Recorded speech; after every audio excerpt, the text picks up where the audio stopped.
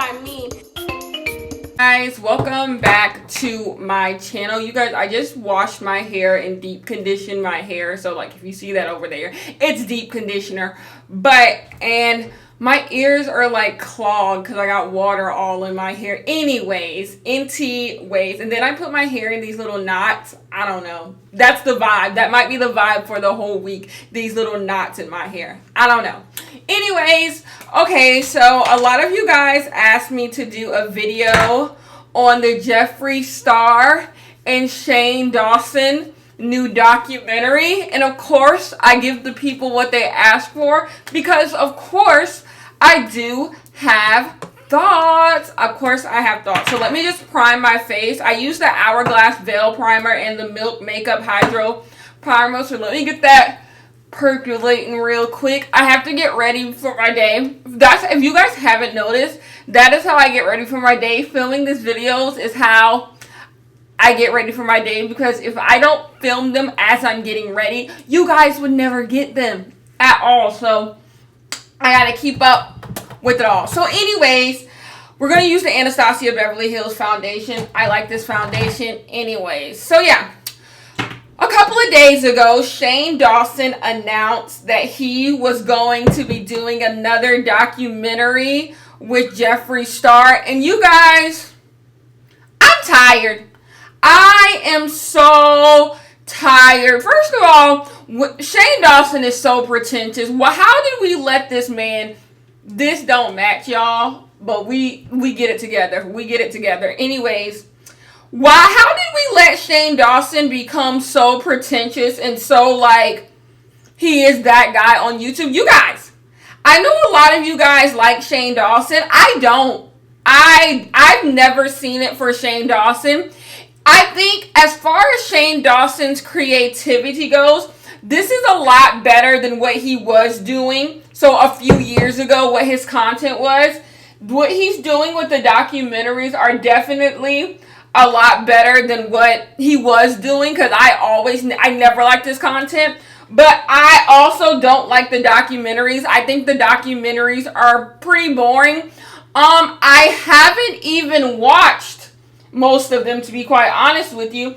I watched the Tana one, like the first like couple parts, maybe one or two parts. The Jeffree Star, I got the gist of just from what other people were saying. I think I like tuned in for a second because I made a video on it. And I haven't watched any others after that. Basically, if you haven't watched Shane Dawson's documentaries are basically like these redemption stories. So he likes to give you a closer look into like the people you like live. Sometimes he tries to like make people's YouTube channels like come back from the... They're dumb. I'm just going to say it. I don't like them at all. They're just not my cup of tea. First of all, they reek of privilege. Like, they just reek of white mediocrity. Like, a bunch of people who don't do anything that great having a platform. That's what it is to me. I'm just like, I don't care about any of the stuff you're talking about, because I don't even necessarily believe the people you're talking about even deserve to have a platform. So I'm just like, to me, Shane Dawson has skated on mediocrity for a very long time. Yeah, let's get into why I don't like Shane Dawson. You guys, Shane Dawson has always been mediocre to me. I always say this, Shane Dawson is someone, right place, right time. Shane Dawson was in the right place at the right time, and he's been able to skate off that. Now, I will give credit where credit is due. There are not very many YouTubers who have lasted as long as him, and I think him being able to rebrand himself in the last 3 years was a stroke of genius. So I will give him that, because to me, before his whole documentary thing, he really had next to nothing to offer to me from his YouTube channel. But I know a lot of you guys like the whole documentary scene, so there's that. That is good. But to me, Shane Dawson is just quite mediocre. We don't even have to get into all the racist things, the Blue Ivy things, the problematic things. We don't even have to get into that. But yes, I just feel like the platforms that these people have, the resources that these people have, all the things that these people have, they could be doing so much more with it, and they don't do more with it, and it bothers me. It honestly, the mediocrity all bothers me. I feel like I'm using the wrong brush to do, okay, whatever. It just all bothers me. All of it is mediocre, and all of it bothers me. So when this got announced, I'm not surprised. I put a tweet up on Twitter, and I'll elaborate on the tweet. My tweet was that Jeffree Star takes up a lot of space for someone who has been racist, problematic, and does nothing of amazement. You guys, one day I was in the shower. I was about to get in the shower, and I like to read my comments before I get in the shower. That's usually when I do my comments or routine. And I was reading the comments as I was doing like my pre-face routine, so the face routine I do before I get in the shower. And I was scrolling through comments, waiting for my oil to soak into my face. And someone said something about Jeffree Star, and it hit me. It made me start thinking about Jeffree Star. And I'm like, what does Jeffree Star do? Like, there are so many problematic white men in this world, and they get a lot of things, but let's look at Elon Musk. Elon Musk is kind of problematic. Not kind of. Elon Musk can be problematic. Elon Musk is brilliant. He's smart. He creates things. The Tesla is beautiful.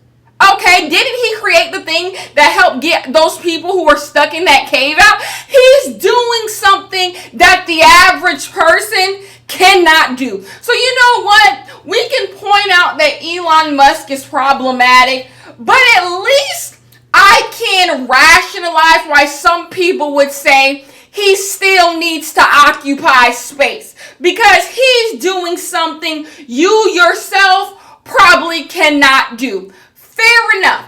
And the list can go on in that. There are several people who are problematic, but they do things that it's just like, they're problematic. But they bring something to the table that it doesn't make up for the fact that they occupy the space, but you understand why, even though they're problematic, they occupy the space that they occupy.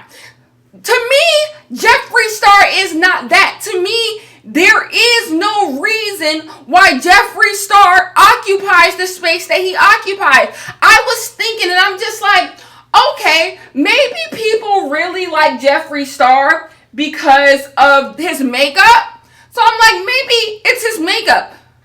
I've never seen a Jeffree Star look that's impressed me. And maybe it's because now we consume, if you're a part of like the makeup world and you like looking at makeup looks, you consume so many makeup looks by people, it's hard to be impressed. But I would say at least twice a day, I see makeup looks that impress me. None of them have ever come from Jeffree Star. So yes, the bar on what is great makeup is very high, but he's never done any makeup looks that have impressed me. His YouTube videos, I don't see you guys going up for his YouTube videos like he is just creating amazing content. Let's take, for example, a David Dobrik. I think David Dobrik makes good videos. I think David Dobrik makes good videos. Let's go back to Emma Chamberlain when she first started, and a lot of people had issue with the fact that Emma Chamberlain was blowing up so quickly. I said it then. I think Emma Chamberlain makes content that other people who are like her could not make.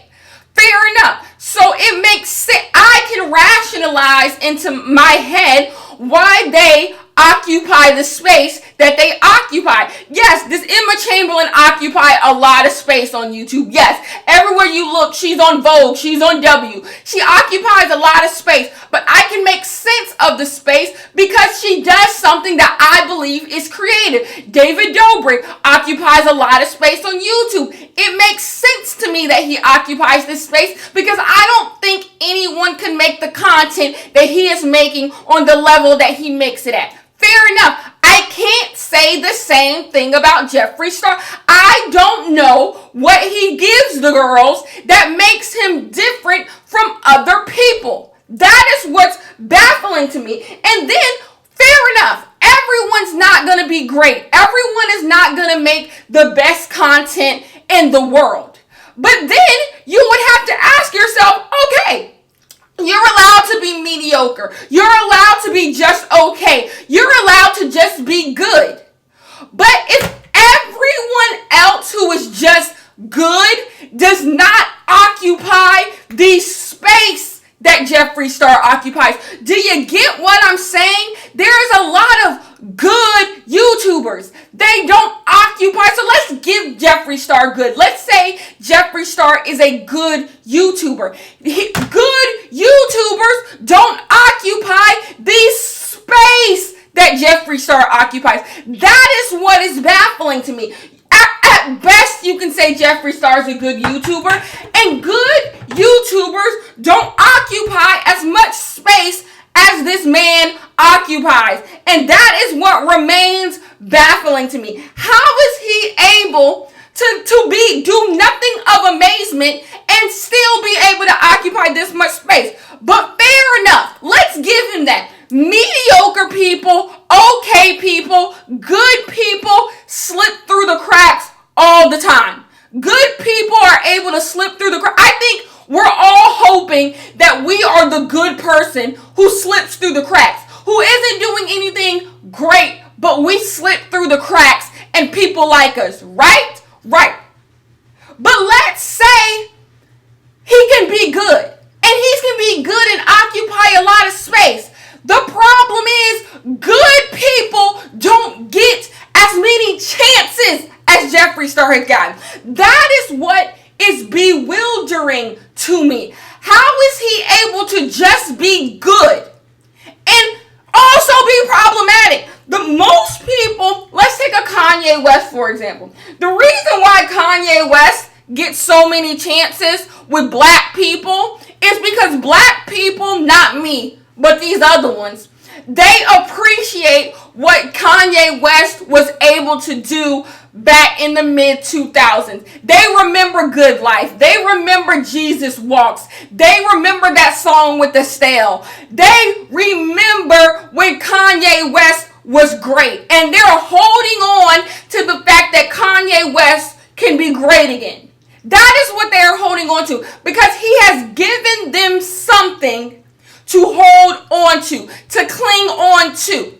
Let's take, for example, the Jay-Z apologists. Even though Jay-Z is doing all this questionable stuff with the NFL, a lot of black people, a lot of his fans don't want to leave Jay-Z's side because he's done so many great things that shows you, okay, yes, you're being problematic, but you have shown me you offer something that allows you to still occupy space in my life.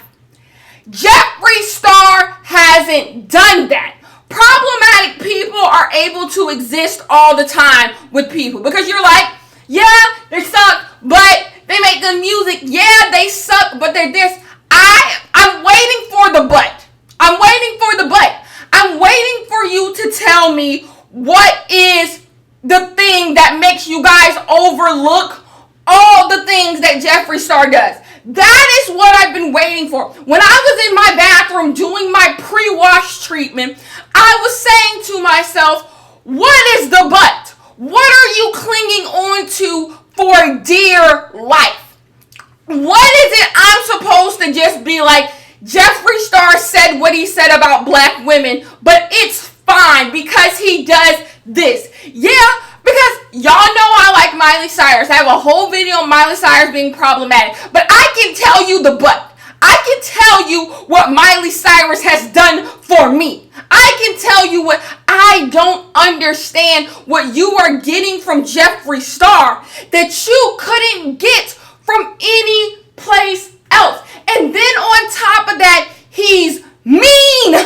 He's not even nice to you guys. A lot of problematic people have been problematic, but they're changing their ways.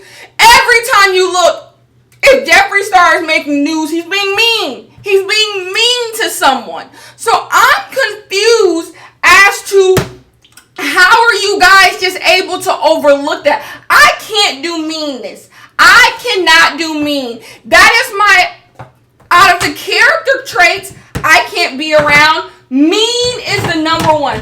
People who go out of their way to blatantly be mean, I can't do it. I can't do it because there's an energy that comes with it. There's an energy that comes with people who are just mean for mean's sake. That is what I cannot do. After I film this video, I'm filming a Basketball Wives review, and it's going to talk about this. Like, I can't do people just being mean because they're covering up something about themselves that they don't like. That I can't do it. That's why I always have to come on here and stick up for people, because I'm just like, this person is being mean to you because they simply don't like something about themselves, and I have to point it out. That's what I feel like I always have to do, and Jeffree Star gives me that. He just gives me mean for meanness. And so when this Shane Dawson documentary gets announced, it hits me. I'm just like,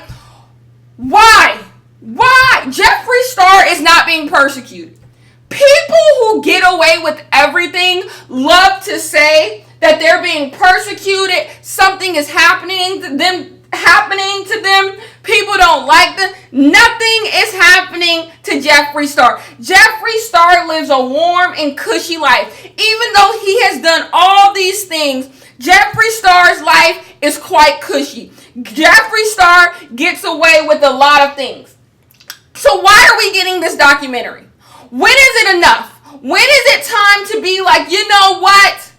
Jeffree Star is just never going to go anywhere, and let's let that be. It's almost like propaganda. Like, it's like propaganda, because the issue I have with these little documentaries that Shane Dawson does is the people who watch them take them as literally the gospel. Like, whatever Jeffree Star says about his life or whatever he does, and then people are going to think it's true, as if these people don't lie. As if these people don't lie, tell stories, want themselves to look good. We know this to be the facts. So why would I sit there and take this documentary seriously? Why is he given space to tell his side of the story? Can we tell the side of the story, Shane Dawson, of the people who have been affected by the things that Jeffree Star has said? Can we explain to you why we're still upset about what he did? Well, we'll never get over. I'm never going to get over it. You can ask Kenya. When are you going to get over what Jeffree Star said, what Jeffree Star did to black women? The answer is never.